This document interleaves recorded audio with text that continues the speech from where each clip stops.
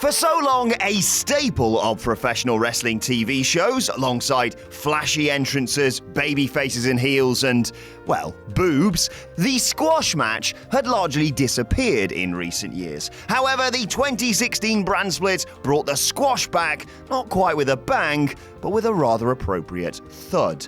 Shortened rosters suddenly made local talent like Evan Anderholm, the Splash Brothers, and moving on, a necessity for putting over the latest crop of monster heels. The history of WWE is littered with great and ghastly demolition jobs. After all, who could forget Diesel taking an Adam Cleary wet snuggle length of time to defeat Bob Backlund? These are contests that were over before we knew it, and in many cases, before the loser did either. I'm Adam Wilborn from What Culture, and with an honourable mention for Goldberg beating Kevin Owens at Fastlane quicker than this intro, don't make me relive it, it's still too painful, these are the 10 most famous squash matches in WWE history. Number 10, King Kong Bundy vs. SD Jones. The first WrestleMania in 1985 had it all. Mr. T, Cyndi Lauper, a body slam challenge, Liberace as the guest timekeeper because...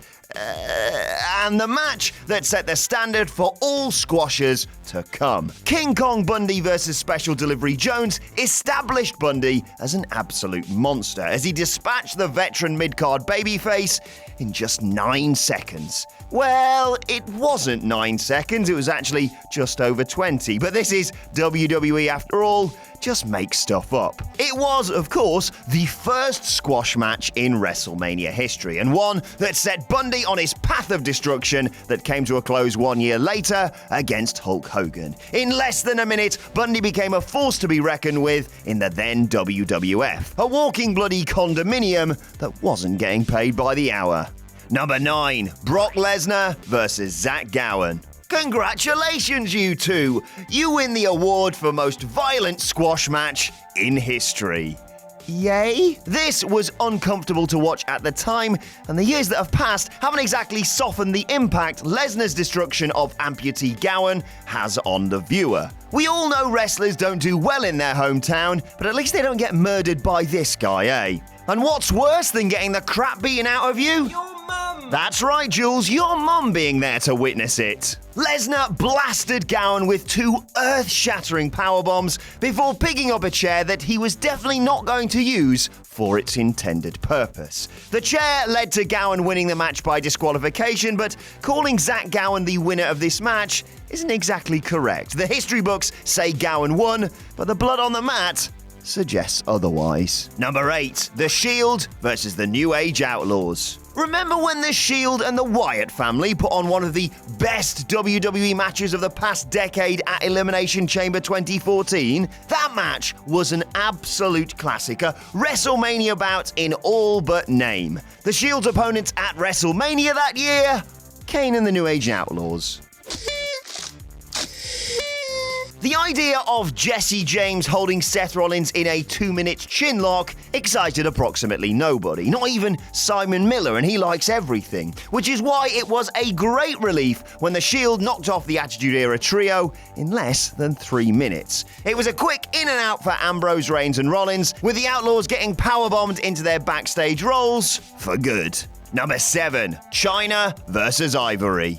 WrestleMania X7 is regarded as the greatest WrestleMania of all time, although it's no WrestleMania 27, that had Snooki for God's sake. Anyway, it's an impressive feat when you remember that this one-sided destruction of a previously credible champion was a part of the show. Chyna's one and only women's championship win happened here, as she destroyed Ivory in less time than it takes me to make a cup of tea. Chyna puts far more effort and interest into shooting her rocket gun thing during her entrance. And her performance in this match is disrespectful, to say the least. Ivory tries her best, bumping for Chyna's offense like a woman possessed as the former 2-time Intercontinental Champion dismantles her from bell to bell, but it isn't enough. Chyna became the champion without breaking a sweat. Looks like she couldn't be arsed and would be gone from the company before the end of the year.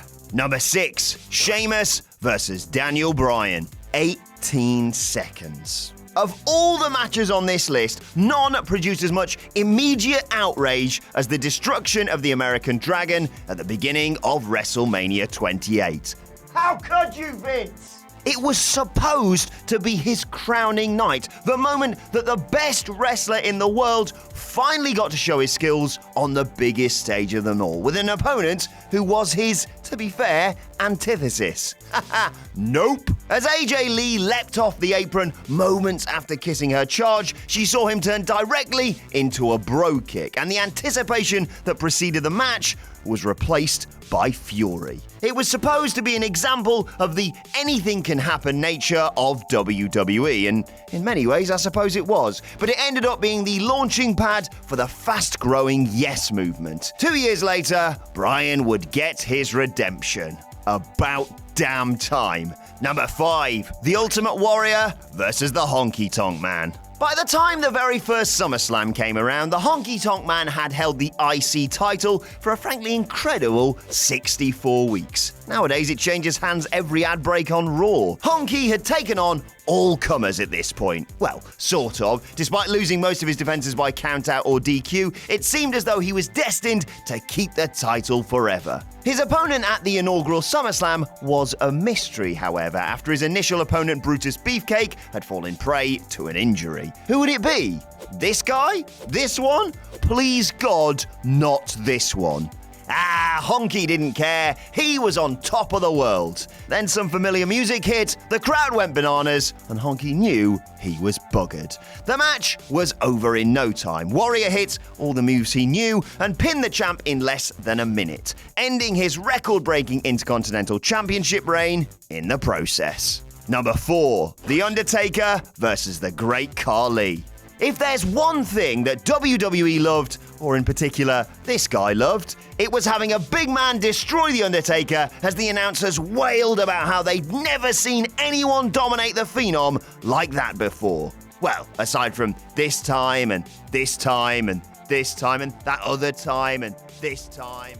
The Great Khali was the 2006 model of this look at the sodding size of him trope, and the company put their entire weight behind the huge Indian from the get-go. He made his debut by mauling Taker on an episode of SmackDown, and their first meeting proper followed a similar path. Bear in mind, however, this wasn't a young Undertaker against an immobile giant in a hairy nude suit.